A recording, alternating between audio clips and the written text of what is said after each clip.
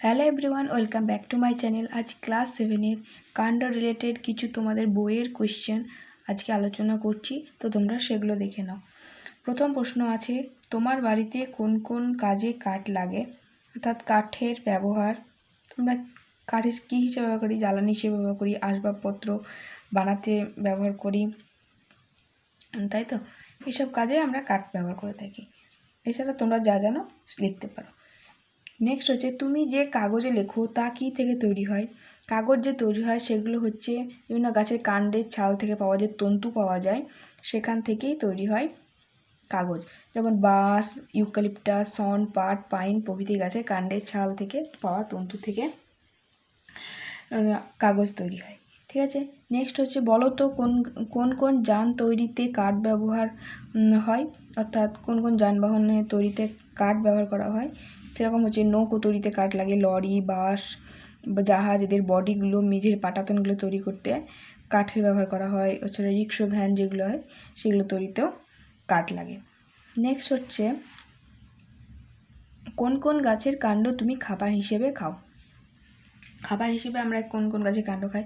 কুমড়ো গাছের কাণ্ড, যে কুমড়ো গাছের সরু লতা ওইটা, লাউ, পুঁই, ডাঁটা শাক যেটা খাও সেটা, আলু যেটা মৃৎগত কাণ্ড, আখ, এগুলো আমরা সব খাবার হিসেবে খাই, তাই তো? নেক্সট হচ্ছে, তোমরা যে সুতির পোশাক, চটের বস্তা পরো, সেটা মানে সুতির পোশাক পরো, চটের বস্তা ব্যবহার করো, সেগুলো কোথা থেকে বা কী থেকে তৈরি হয়? যেমন চটের বস্তা, এগুলো পাট, শনের কাণ্ডের তন্তু থেকে চটের বস্তাগুলো তৈরি হয়।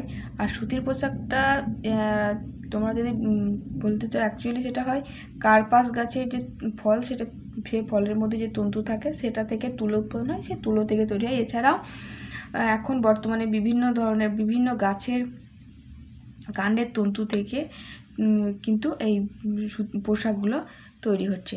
ঠিক আছে, পোশাক তৈরি হচ্ছে। যেমন পদ্ম গাছের কাণ্ডের তন্তু থেকে, বাঁশের ও অন্যান্য গাছের তন্তু থেকে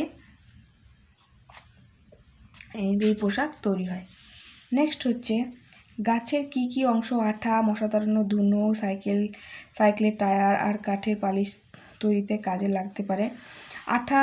আঠা গাছের যে অংশ, আঠা হচ্ছে যেমন বাবলা গাছের কাণ্ড থেকে নিঃসৃত বজ্র পদার্থ হচ্ছে আঠা। সেটা আমাদের আঠা কিসে কাজে লাগে? বিভিন্ন জিনিস জোড়া লাগাতে আঠা কাজে লাগে। এছাড়া ধুনো কাজে লাগে মশা তাড়ানো, সেটা কোথায় পাওয়া যায়? শাল গাছের আঠা থেকে, ওটাও শাল গাছের কাণ্ড থেকে নিঃসৃত বজ্র পদার্থ, সেটা থেকে ধুনো হিসেবে পাওয়া যায়, সেটাকে আমরা ধুনো হিসেবে ব্যবহার করি। যে আঠা শক্ত হয়ে জমে যায় সেটাকে আমরা ধুনো হিসেবে ব্যবহার করি, সেটা শাল গাছ থেকে পাওয়া যায়।